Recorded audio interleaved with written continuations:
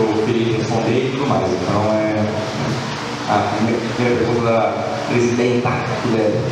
Presidente, eu queria perguntar para você qual o posicionamento dos conservadores sobre desobediência civil.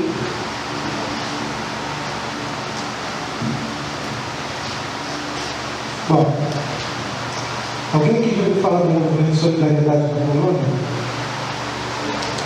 Lech Walesa, os operários dos estados de Gdansk. O movimento de solidariedade é um movimento essencialmente conservador. Tanto o Lech Walesa quanto o Antoni Macierewicz, que hoje é ministro da Defesa da Polônia, aliás, um sujeito fenomenal, propugnam a ideia de que, diante de um governo injusto, existe um direito de resistência. E esse direito de resistência pode ser exercido, sim, através de métodos não violentos, como a desobediência civil. O fato de haver um governo injusto, o fato de haver um governo qualquer, não significa que esse governo possa ter legitimidade. Ele pode ser um governo legítimo. Né?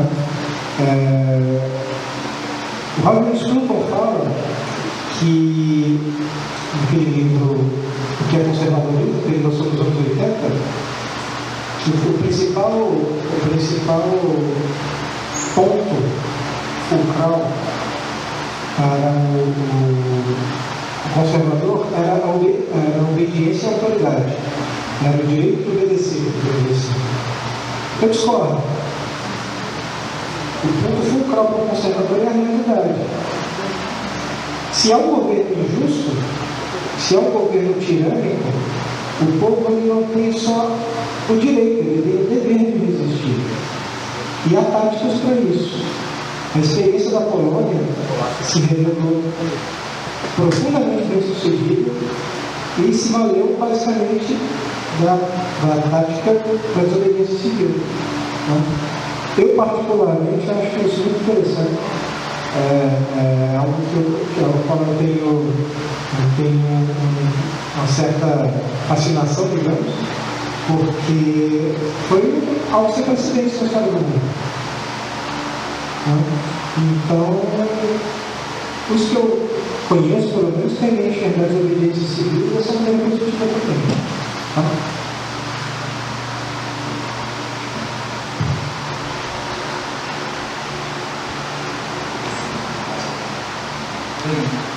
Parabéns pela palestra, né? Eu sou o Kleber, sou das sociais. Bem, alguns já devem ter visto fazer alguma pergunta aqui.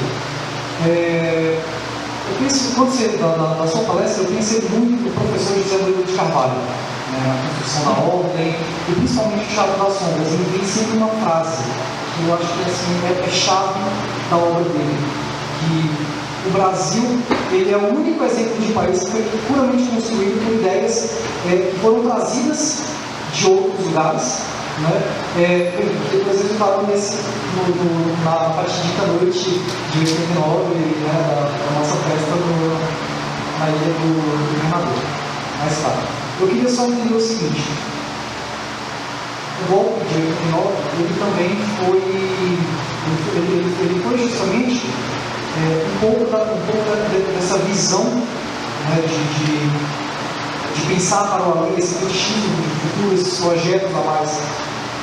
É possível a gente falar, aplicar a nossa classe política uma questão de miopia daquilo que é da nossa riqueza, da nossa tradição, dos nossos pensadores, por exemplo, aqueles que você falou, né? O Paraguai, o Visconde de Ouro Preto, e todos os outros. Eu queria entender isso. É possível a gente aplicar na nossa classe política essa miopia do nosso próprio passado, da nossa própria mente pensante?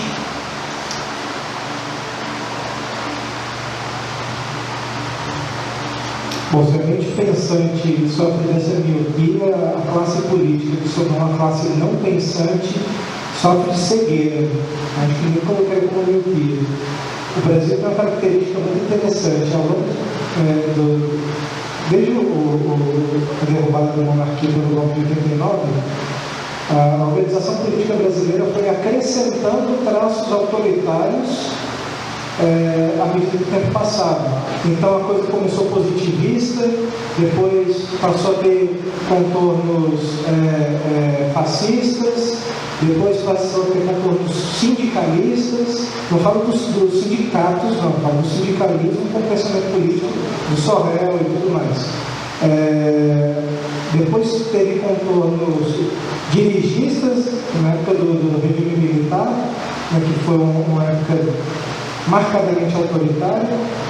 E aliás é curioso a gente pensar que depois de 1889, nós não tivemos um período superior a 30 anos em que não houvesse uma revolução, uma derrubada de governo ou algum movimento que ameaçasse a ordem política nacional. Não houve. Um período superior a 30 anos de estabilidade, de relativa pacificação, né?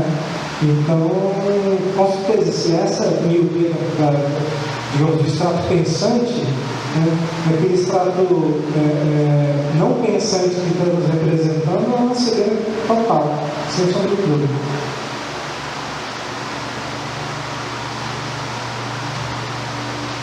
Boa noite, parabéns pela palestra.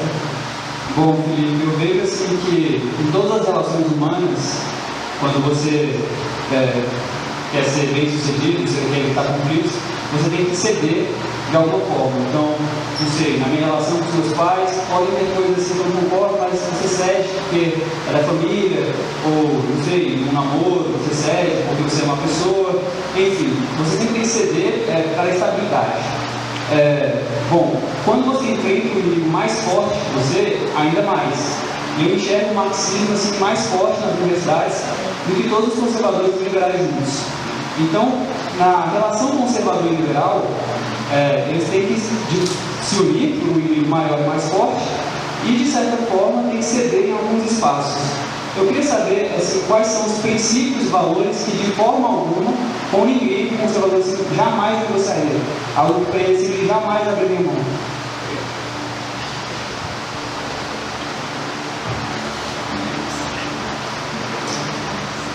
A primeira coisa que o conservador jamais abriria a mão é a liberdade individual. Mas eu não falo de liberdade individual no sentido iluminista, de liberdade como sendo uma ausência de restrição externa de autoridade ao submeter. Quando eu falo de liberdade, eu falo da capacidade do indivíduo de defender as suas próprias ideias e arcar com as consequências daquilo, seja elas quais forem, né? Um outro princípio inegociável para o conservador é a dignidade intrínseca da vida humana. Isso é essencial. Eu lembro de uma entrevista concedida, acho que nos anos 80, pelo historiador Eric Hobsbawm, e ele foi questionado sobre o projeto, sobre o governo de Joseph Stalin na União Soviética, e ele falou que o único defeito do governo Stalin é que ele não tinha dado certo. E o jornalista falou, então quer dizer que se ele tivesse dado certo, aquelas 25 milhões de pessoas mortas teriam valido a pena então matá-las? Ele falou, sim. Sim. E pronto. Isso é um exemplo. A vida humana possui uma dignidade que é intrínseca. E eu acho que são um dos valores que o conservador jamais transige. Aliás, uma coisa muito importante, o conservador frequentemente é taxado de intolerante, né? A tolerância não se aplica a ideias, a tolerância se aplica a pessoas. Você constrói um ambiente civilizado, educado, a pessoa pode acreditar naquilo que é o extremo oposto de você. Você a respeita, se ela tenta te agredir, você busca reparação. Eu acho que é uma coisa justa. Um conservador também não é um pacifista. Mas não há tolerância para ideias. Eu acho que o debate fica empobrecido quando você não tem ideias discordantes, quando você não coloca as suas próprias convicções à prova. Você simplesmente fica num reforço positivo e a coisa se transforma numa espécie de masturbação mental. Se você não coloca as suas ideias à prova, se você não debate, se você não discorda, se você não busca ouvir quem discorda de você, que tem uma posição diferente, você nunca vai saber da robustez das suas ideias. Mas eu acho que sim, existem certos valores que são inegociáveis, que estão no bojo, na essência daquilo que é ser conservador, ou ser liberal, ou ser socialista, ou ser anarquista. Então, eu acho que esses dois, para mim, são os principais. A liberdade, essa tolerância, no sentido de tolerância de pessoas, enxergar que a diversidade sim é uma coisa boa, que a uniformidade nunca é uma coisa boa. Unidade é diferente de uniformidade. E a dignidade intrínseca da vida humana.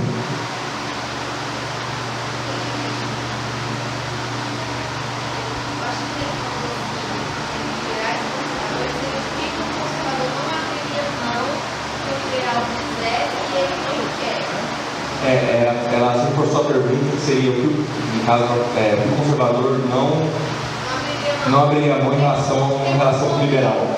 Por exemplo, drogas. Então, drogas, aborto e coisas mais pontuais. Bom, então eu entraria no caso da dignidade intrínseca da vida humana. O conservador não consegue ver a aplicabilidade do princípio de não agressão, por exemplo.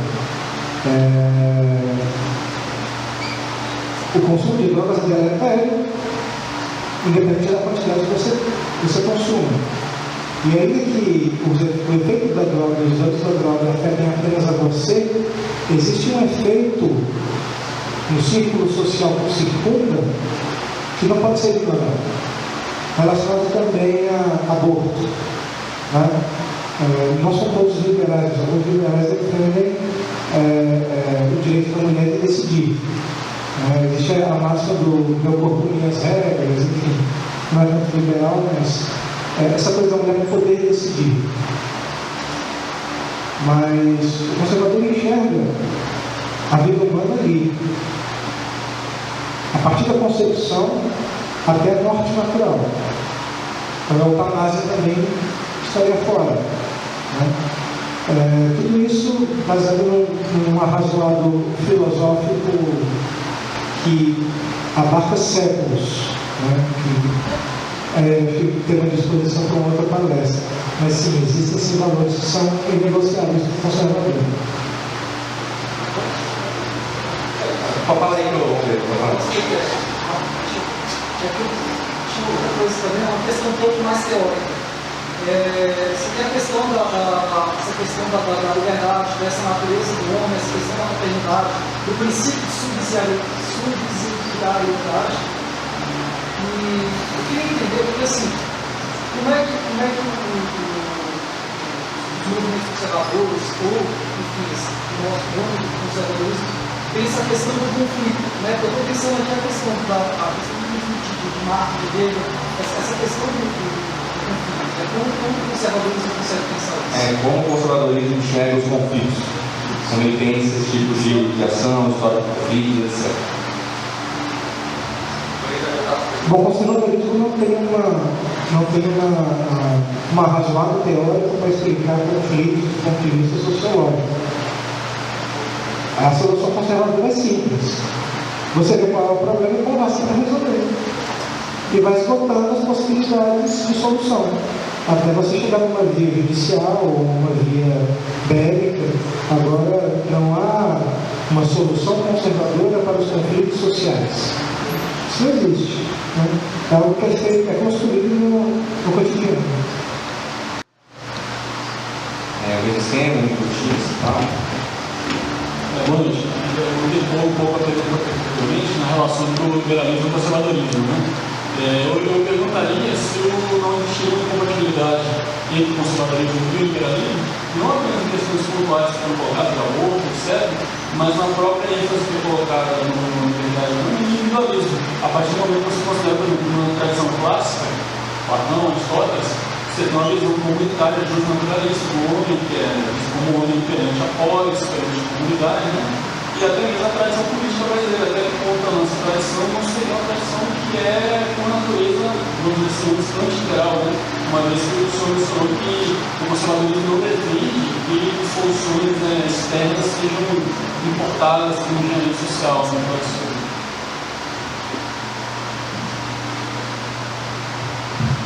Bom, de fato existe uma incompatibilidade no seguinte sentido.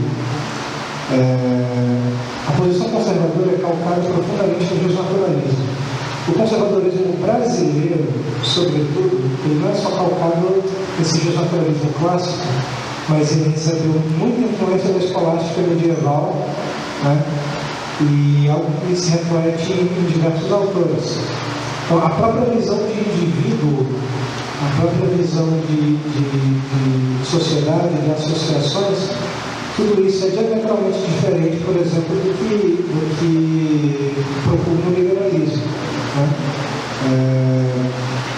O liberalismo possui uma visão essencialmente imanentista do homem e da sociedade, enquanto o conservador possui uma visão transcendental, né, transcendente do homem e da sociedade. A própria ideia de uma ordem moral perene é algo que você pode encontrar presencialmente em alguns autores liberais dos primeiros séculos, mas que depois se perde, né, e se enfraquece. Então,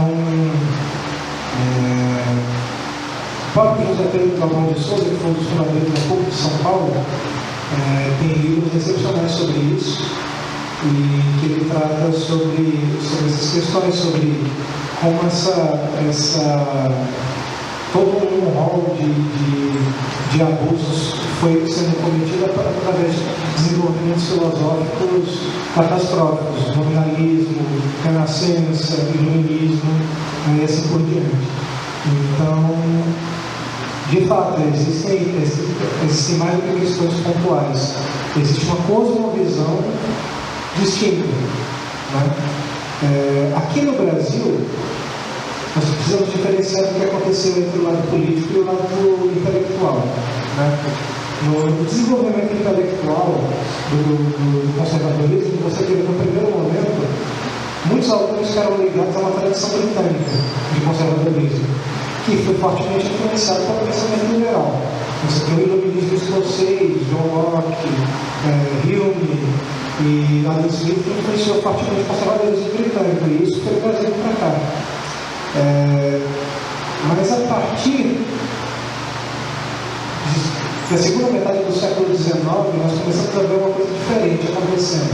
Eu acho que o ponto principal, digamos, de maior ruptura disso, vai se dar com a queda da monarquia, no golpe de 89, e com a criação depois do Centro Tão Vital, no Rio de Janeiro. E você vai ter pessoas como Alceu Brunzulino, Jacques de Figueiredo, Gustavo Corsão, né, que pensaram a partir das raízes ibéricas do tradicionalismo brasileiro. Né? Então existe de fato uma grande diferença.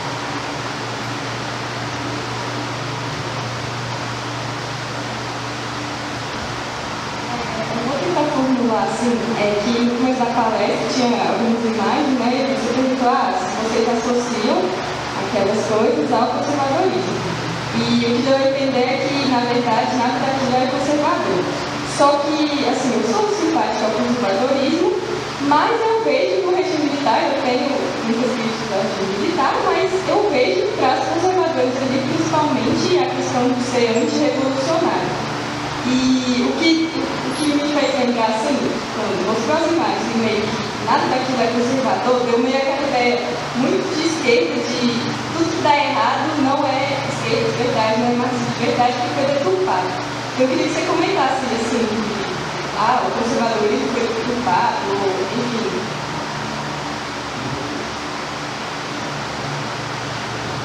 Isso é muito simples de explicar. Os militares têm uma formação positivista. O positivismo é absolutamente anticonservador.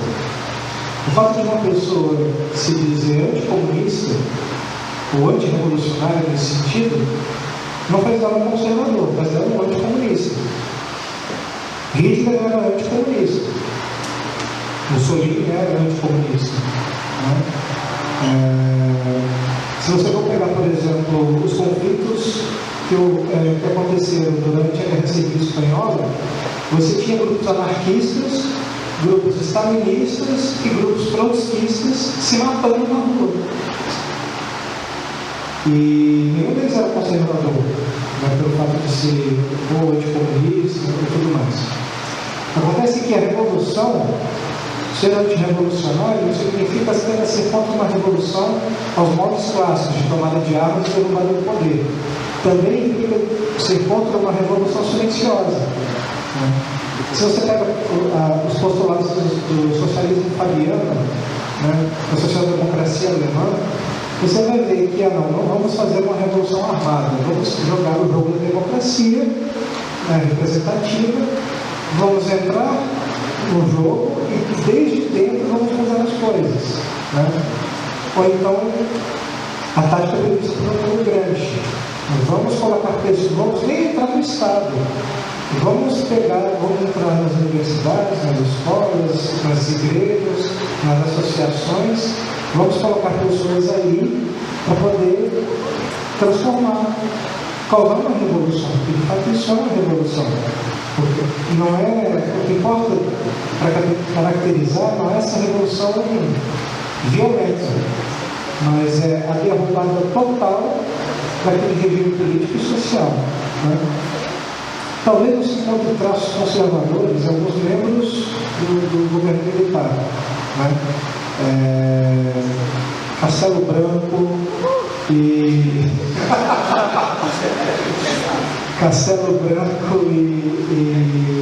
Costa e Silva em alguma medida.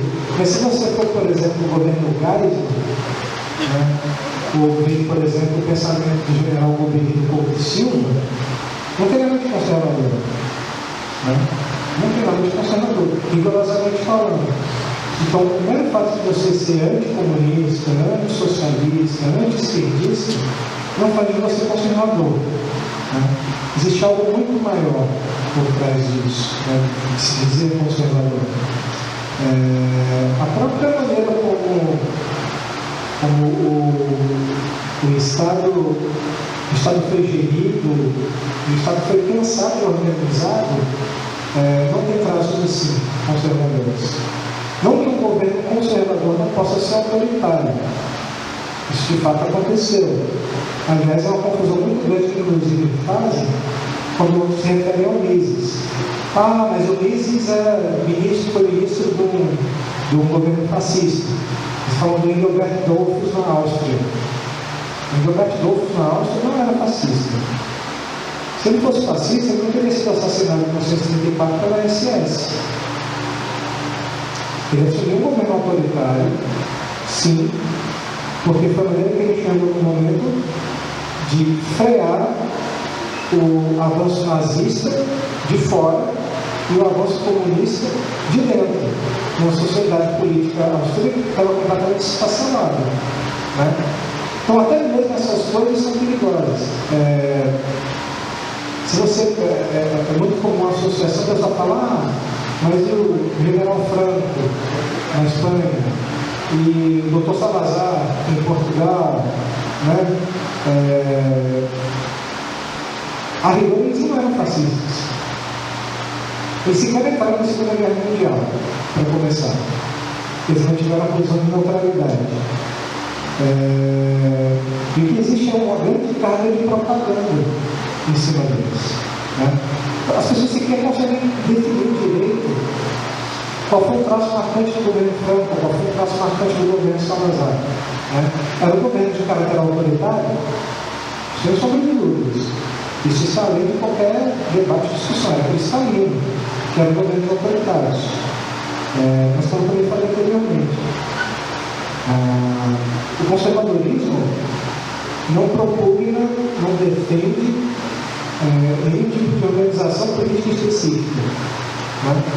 E uma coisa que se vê muito hoje é o tratamento da democracia não como um sistema político de organização, mas uma religião civil, algo que deve ser venerado, que deve ser cultuado. A democracia é uma forma de organização. Né? Você tem outras formas de organização, além da democracia. Então, esse fetiche, esse fetiche pela democracia se transformou numa religião civil, de fato. Né? Inclusive, vai ser lançado uma nova edição do livro do professor Nelson Lehmann, em que ele trata justamente disso, a democracia moderna como religião civil. Eu recomendo fortemente que vocês procurem esse livro, que é muito bom. Antes de passar a pergunta aqui, aí eu vou fazer uma pergunta, que seria uma complementação. Sobre o período autoritário no Brasil, período militar 64 a 85. Aí você citou que uns seriam mais, outros menos, e acho que é interessante mostrar, por exemplo, na política externa, que o Brasil, durante o período militar, os comunistas apoiou o Lula de Moçambique, que eram ligadíssimos à União Soviética, a KGB pura, ligadinho. Então, poderia falar mais um pouco sobre a parte externa, talvez, para falar um complementado sobre essas diferenciações, que é aquela, porque a gente também tem uma visão aqui na faculdade do período como se fosse algo homogêneo, né? Quando, na verdade, a própria existência de presidentes diferentes de outros lugares que Pinochet, que eram só, etc., trouxe também essas variações de políticas específicas, o gás, que estatizou,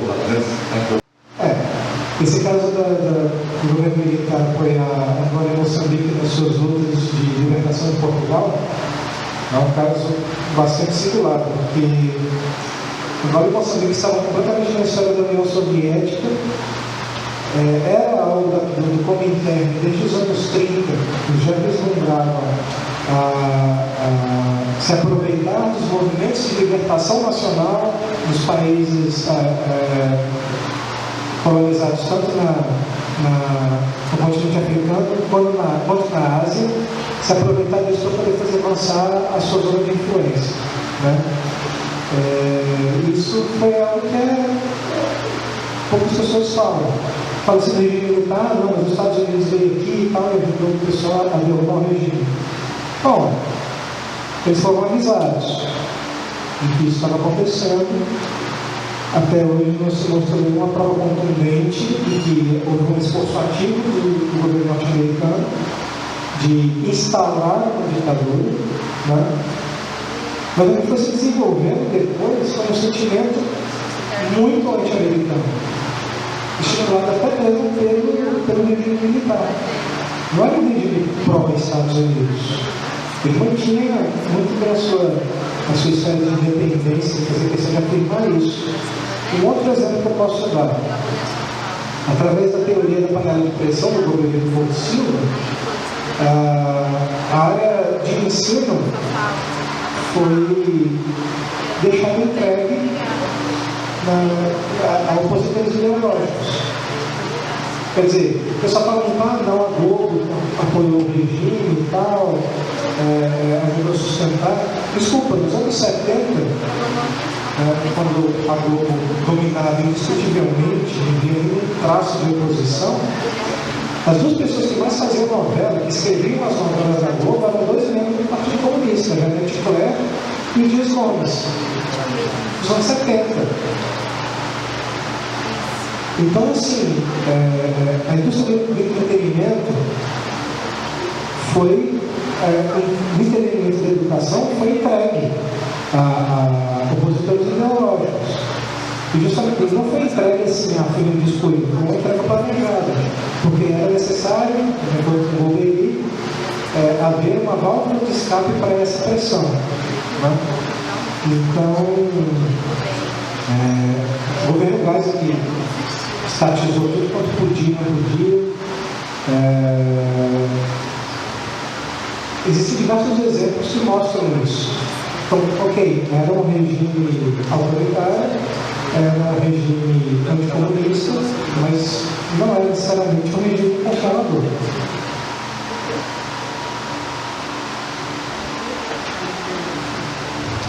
Uma questão um pouco sobre a questão da revolução, eu estava me lembrando de alguns autores do nome conservador europeu, por exemplo, Gisela, Jung e Oswald Spengler, que eles são pensados na Alemanha, na Itália, e muitos desses autores alemães que eu citei, eles fazem parte do que chama conservadorismo revolucionário. Além disso, tem uma frase do Bob que ele diz que, eu não sei realmente dele, é um desses, que ele diz que quando a ideia social, o pensamento social, a ordem social não é uma coisa que é anti-tradicional, anti-tradicional, orgânico, mas ser conservador, não ser conservador, seria um fato revolucionário.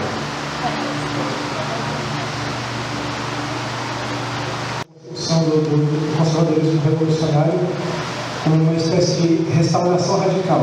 Nós poderíamos classificá-los não como conservadores, mas como reacionários.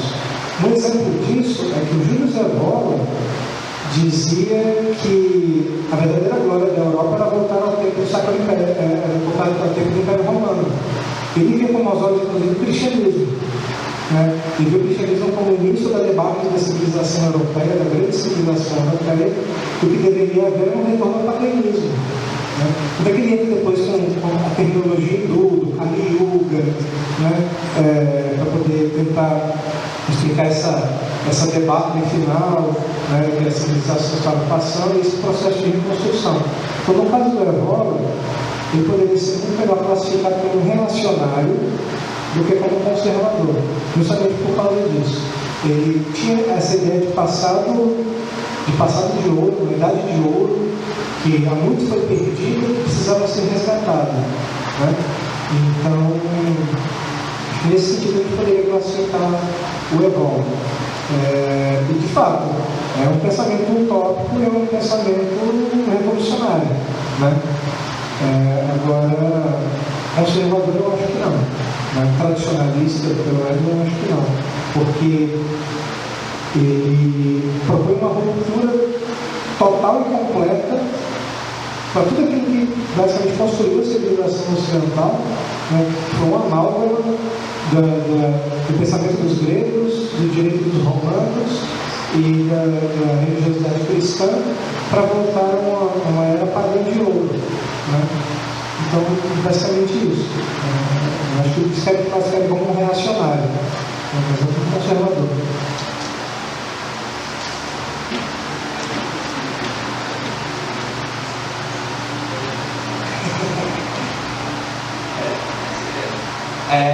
Primeiramente, eu gostaria de perguntar, são muitas perguntas, então eu vou tentar dividir por cada uma delas. Você citou o positivismo, eu gostaria que você se aprofundasse mais nessa questão, porque o que o positivismo propõe é uma revolução e propõe botar tecnocratas no poder. Eu queria que você explicasse isso um pouquinho mais, porque acho que não ficou claro que essa suposição de tecnocratas no poder é uma coisa que não casa muito bem com o conservadorismo. E a segunda coisa é que você se aprofundasse um pouquinho mais também no regime militar, nesse caráter positivista dos militares, desde o próprio Olavo Bilac até os tempos da ditadura, que, só gostaria de aprofundar aqui mais, a ditadura é essa mesma que foi apenas, no meu ponto de vista, apenas anti-guerrilha, não anti-esquerda, porque visto que ela apenas parava a esquerda guerrilheira, mas a esquerda cultural ela deixou passar muito bem. Inclusive, uma das editoras de esquerda faliu após o regime militar porque ela recebia verbas desse regime. E essa é a esquerda mesmo. E eu gostaria de tocar no meio também, que é o casamento gay, a união civil homossexual, qual a posição conservadora sobre isso, que acredito que acho muitas das pessoas aqui. E a última pergunta é: até onde vai a defesa do conservador ao livre mercado?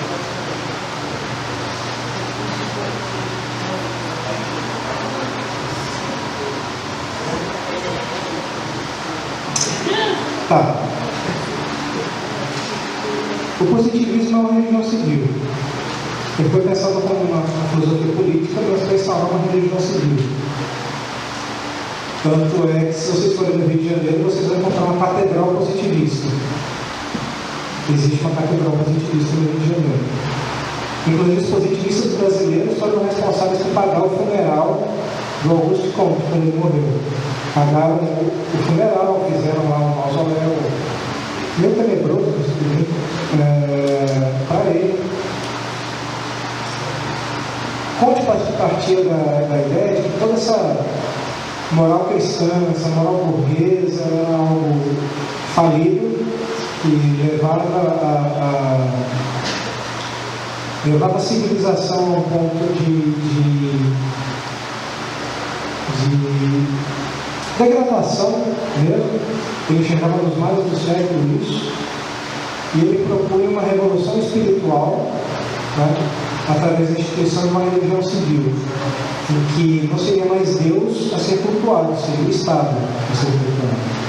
Nesse sentido, o Estado seria regido por tecnocratas e teria um ofício quase sacerdotal, né, de controlar o governo, de controlar o Estado em geral, além de quaisquer paixões, além de quaisquer interferências mundanas, porque isso tudo atrapalhava.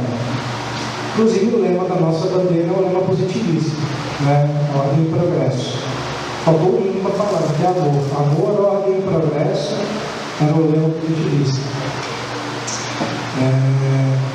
Nesse sentido, você vê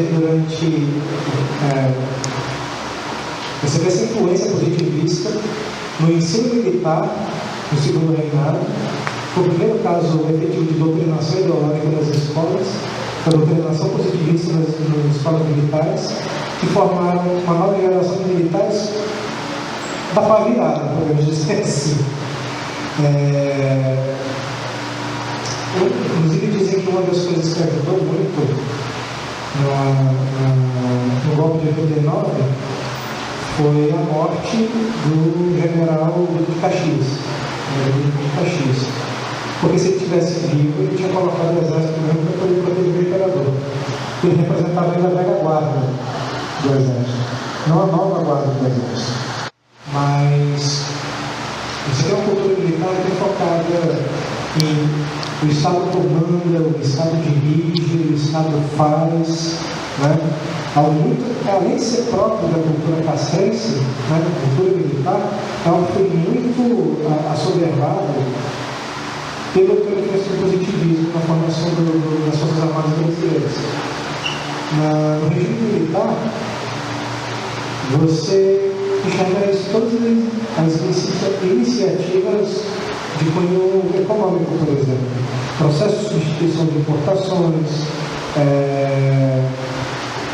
uma política de estado de bem-estar social, que surgiu também, o dirigismo governamental para poder erradicar o analfabetismo através do Mobral, a própria educação moral e cívica. A educação moral e cívica, como ela foi pensada, é um substituto do ensino religioso.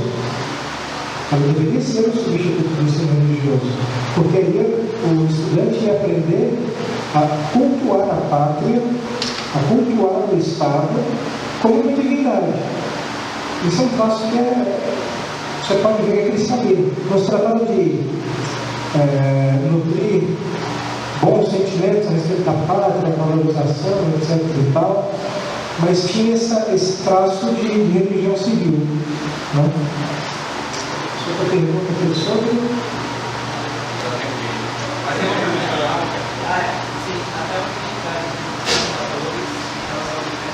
Tá. O livre mercado para o conservador não é uma unanimidade. ele não acha que você tem um conservador, normalmente não vai achar que você tem um mercado livre, desregulamentado, completamente seja algo funcional. Inclusive há conservadores que abominam o livre mercado. Eu posso citar como exemplo o Robert Scruton da primeira fase, dos anos 80. Quando ele escreveu o que é conservadorismo, em 1980, foi uma crítica direta, mordaz, ao Partido Conservador Britânico e ao governo da Margaret Thatcher. À época, o Scruton chegou a publicar um ensaio intitulado Onde Marx está certo e Thatcher está errado. Ele é conservador. Existe uma tendência, sim, de você pensar se os indivíduos deixados livres para poder empreender, para poder produzir, isso gera riqueza, isso gera prosperidade econômica, material. Mas os conservadores também acham que existem certas circunstâncias e, a depender do caso concreto, né, algumas situações em que o governo precisa assumir áreas econômicas. Não de uma maneira desregrada como a gente vê hoje, mas de uma forma a fomentar aquela área. Isso é muito presente no Brasil, especialmente porque se você for pensar na nossa própria formação histórica, do ponto de vista econômico, era o Estado que dirigia as coisas. É ele que fomentava tudo. Né? Então, a gente já tem esse pensamento de que o Estado deve estar à frente da economia, que muitas pessoas têm, né? A classe dirigente já tem esse pensamento. Então, o livre mercado não é defendido por um conservador de uma maneira irrefletida. Como eu falei, tudo vai depender da situação concreta, do caso concreto. Então, olhamos para a realidade objetiva. O Brasil, a situação que hoje, o mercado poderia ser mais aberto, deveria ser mais aberto, certamente. Se houve uma desburocratização, se houvesse facilidade, maior abertura do mercado para que os indivíduos pudessem empreender, né? Se houvesse uma boa limpeza das estatais, de privatização e entrega delas na iniciativa privada, isso faria com que o governo não pudesse concentrar recursos nas áreas onde ele é realmente chamado a agir. Né? Mas o conservador não pensa, ele não tem nem o pensamento de que o Estado resolve tudo, nem o pensamento de que o mercado resolve tudo.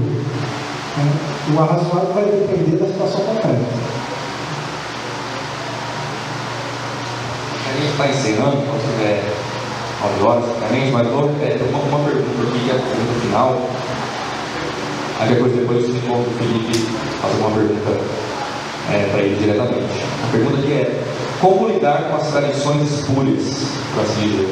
Como no caso do Brasil temos uma cultura e tradição bem hostil às ideias conservadoras em geral, como você delineou, qual critério usar para diferenciar as tradições legítimas das espúrias? E esse princípio seria supra-tradicional? Mas não é outra pergunta que eu poderia finalizar.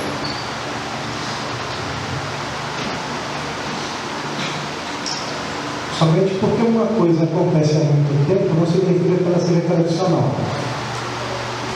A gente costuma pensar que tradição é algo que acontece há muito tempo e que ninguém questionou. Né? Existem tradições falsas, tradições artificiais. Se a gente for pegar o exemplo do Uruguai,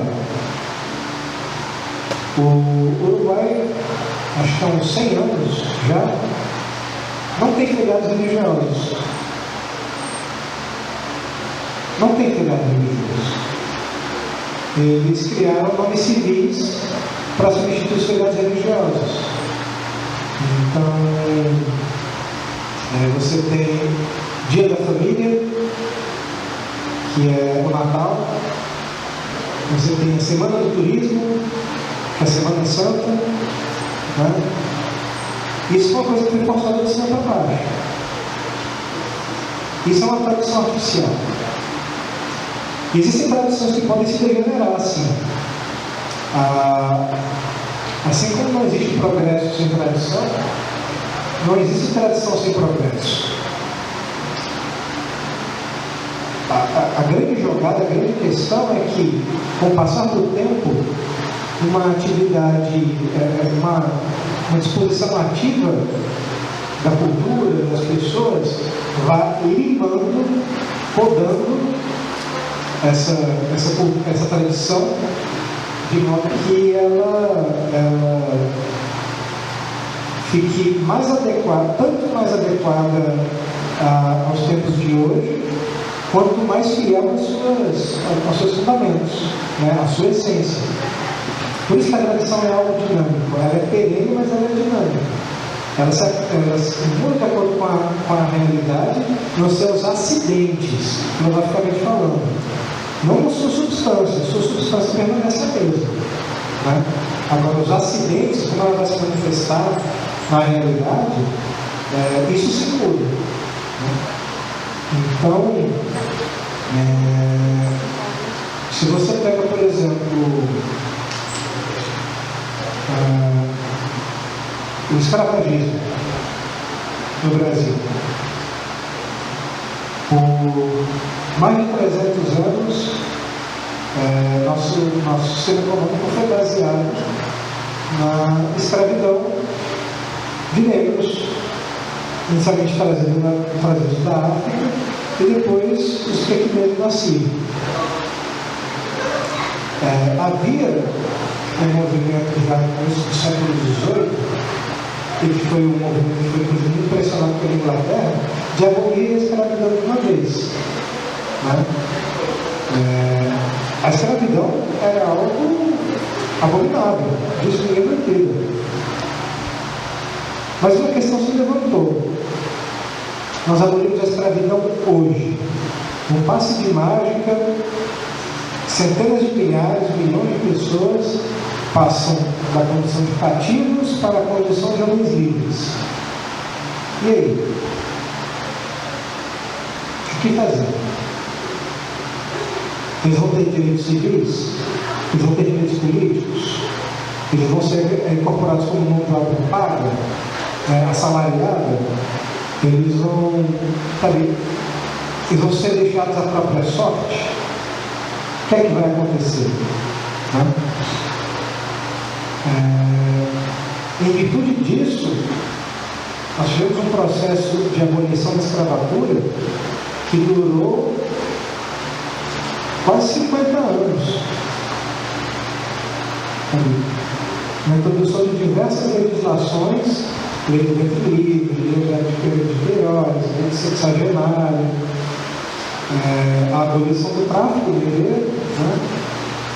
Até no dia 13 de maio de 1888, quando houve a assinatura da Lei Áurea, pela Princesa Isabel. E todo esse esforço de abolição da escravatura foi feito pelos conservadores. Todas as leis foram de parlamentares conservadores, os gabinetes que aprovaram também eram conservadores. Né? Então, assim, havia algo que era abominável, que devia ser abolido. Mas não é assim, olha, está aqui sua carta de alforria, falou, valeu, boa sorte. Havia uma responsabilidade objetiva com relação a essas pessoas. O que fazer com relação a elas? Né?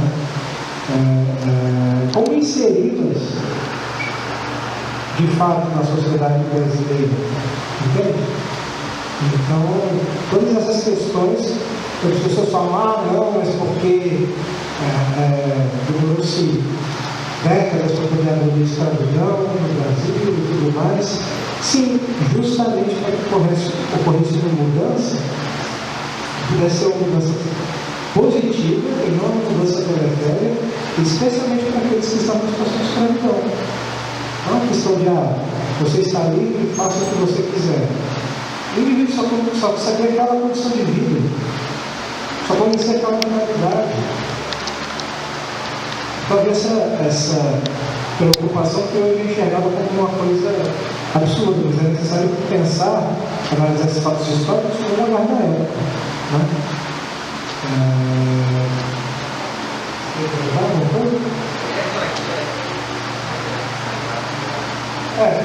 Pega só a pergunta dele e deixa eu fazer uma depois.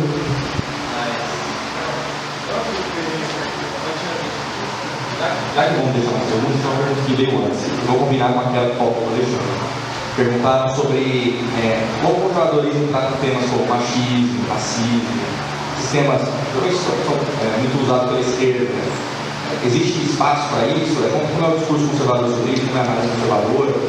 Aí talvez combinando com a pergunta do Alexandre sobre a união civil, etc.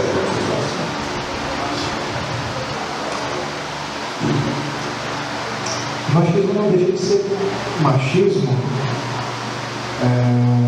porque uma pessoa fala que ele é bom. Existe machismo no Brasil, isso é evidente. Existe racismo no Brasil, sim, isso também é evidente.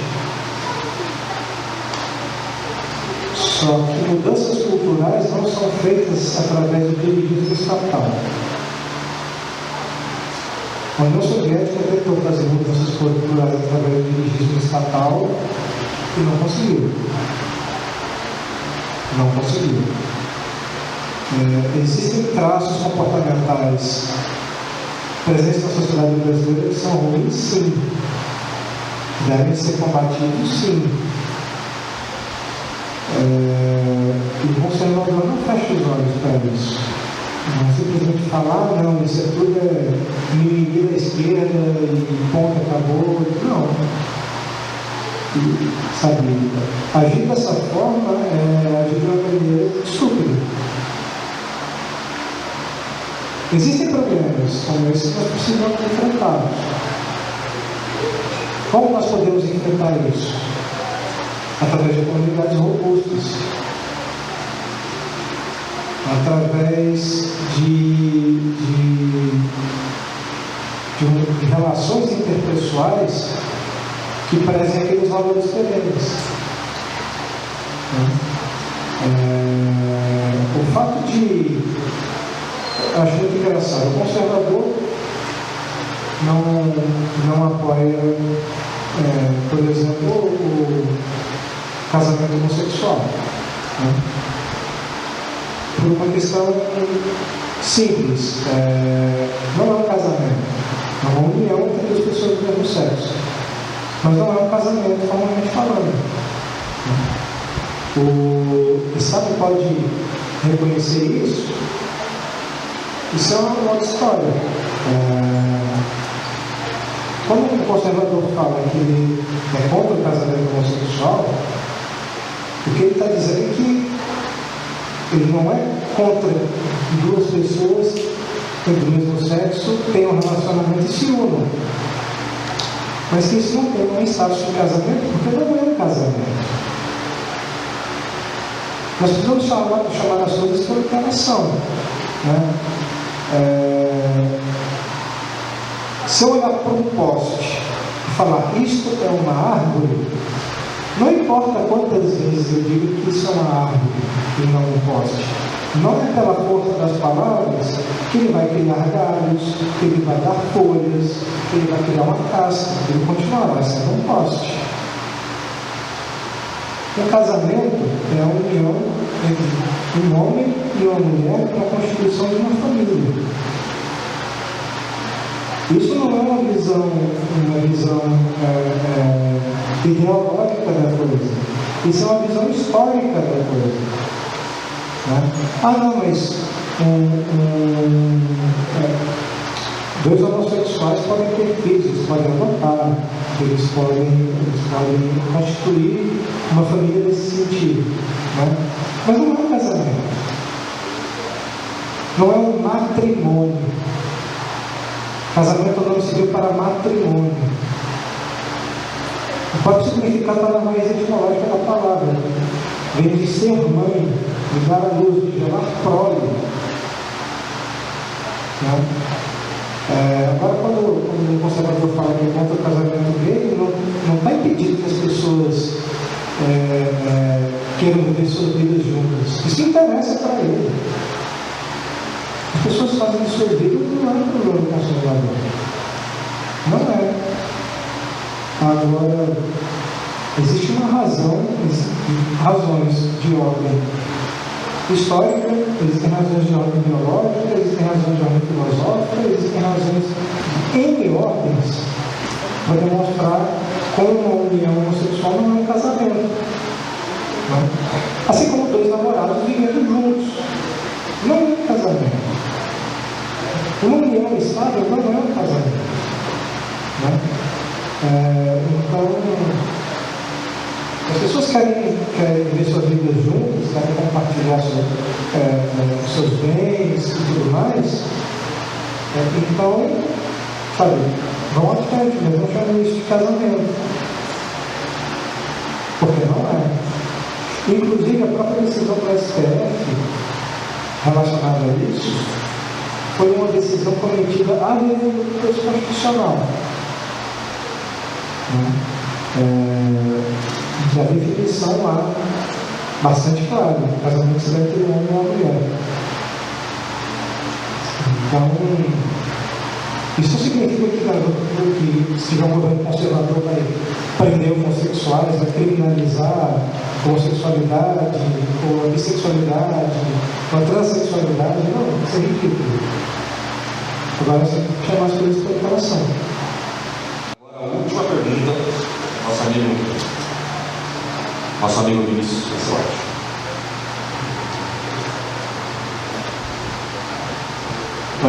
Boa noite a todos.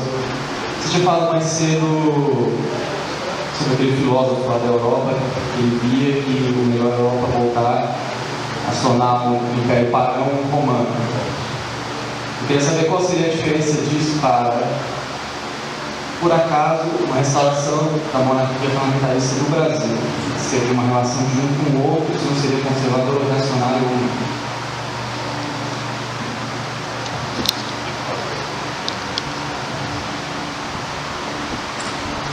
Quando houve a Revolução Francesa, você teve alguns filósofos, alguns pensadores, como o José de Besse, como o Louis Bonal, que eram conservadores contra-revolucionários. Eles não eram reacionários.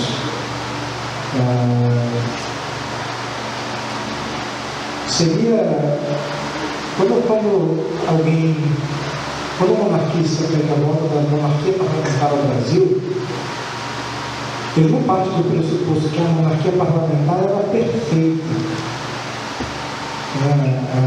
O regime monárquico brasileiro era isento de falhas, era uma coisa gloriosa, exuberante, e a raiz de absolutamente todos os nossos problemas está no golpe de 89. Não. O argumento do monarquista no Brasil é mais simples. A república é um governo ilegítimo. Ponto. E você pode acrescentar um outro argumento a isso. A monarquia funcionava. No governo de Dom Pedro II, nós tivemos um período de 49 anos de estabilidade social, política e econômica no Brasil.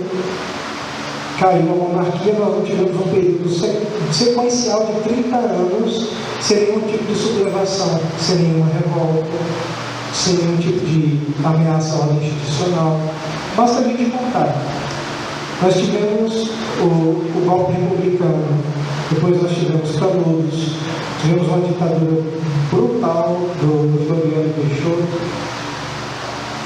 e tivemos a República Velha, tivemos a revolta da Chibata, tivemos o tenentismo, tivemos a coluna Prestes, tivemos a intentona comunista, o movimento de 1930, o movimento constitucionalista de 32, o golpe no Estado Novo em 37, a nova Constituição em 46, né?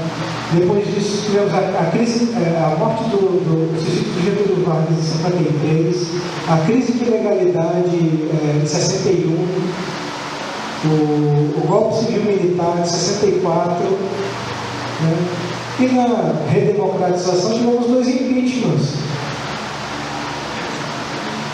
Quer dizer, nós tivemos uma história política muitíssimo conturbada a partir de 1889. Então, acho que é o momento de alguém que quer a volta da monarquia parlamentar no Brasil, não é um argumento reacionário. É um argumento muito simples que pode ser resumido em 2 coisas. Primeiro, ela funcionava, e segundo, ela foi deposta por um governo legítimo, por um golpe militar. Só queremos restaurar a ordem normal das coisas. Acho que é basicamente isso.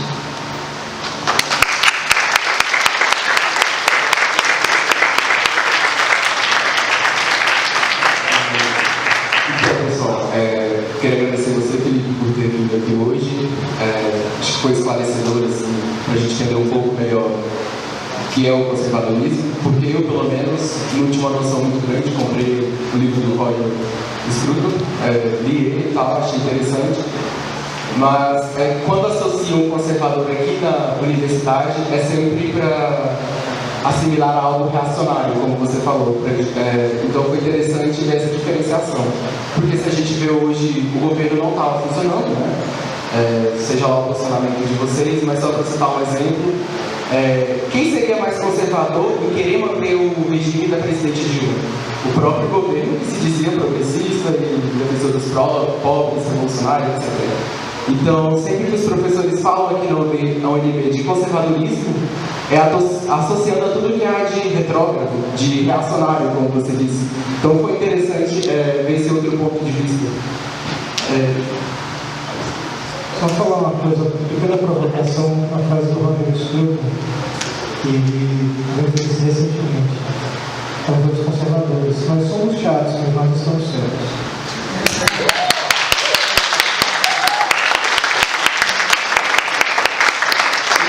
Reforçando os avisos de amanhã, teremos a Super Sexta, que é um combo de 4 palestras.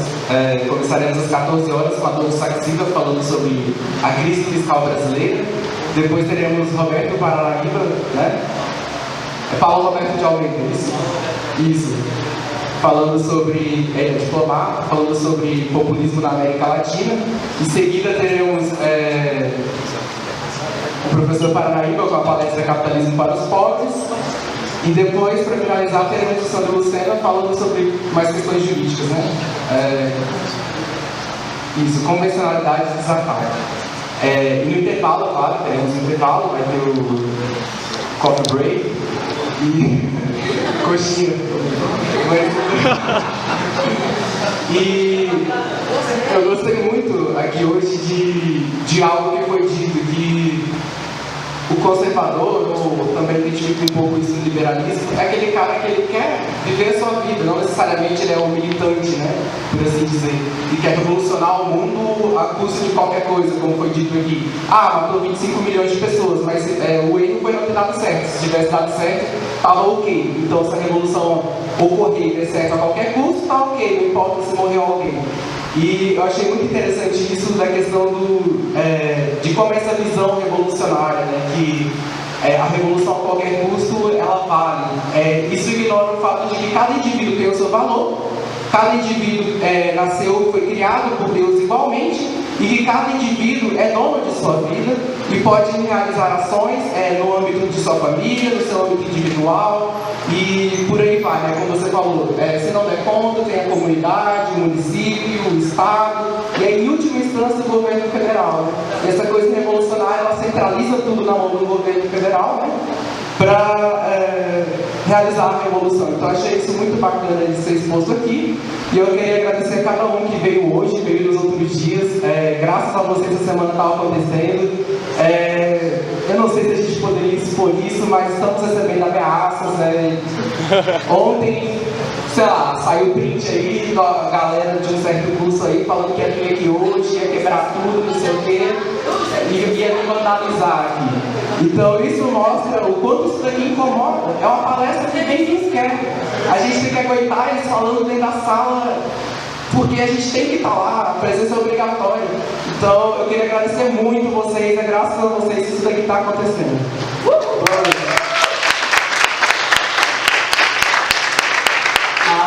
A primeira coisa que eu falei para os meninos quando a gente fundou o MRU foi o seguinte: no primeiro dia que a gente viu o nosso nome pinchado no banheiro da MRU, porque a gente está dando certo. E aí, passou um mês, a gente entrou no hipótese de um pinchamento, uma pichação falando que. Como é que é? Tá escrito a pichação? Pro MRU fala que marra não era estilo. Eu vou falar pra vocês o que é estilo. Estilo na universidade é deixar todo mundo falar. Estilo na universidade é deixar todo mundo ter voz, deixar todo mundo ter opinião. Porque no momento que a gente pegou o primeiro cartaz do CCSU, ele não durou 2 horas e foi rasgado. Isso não é universidade, isso é um ambiente autoritário. E a gente está aqui para mudar isso e a gente não vai mudar isso sem vocês. Muito obrigado.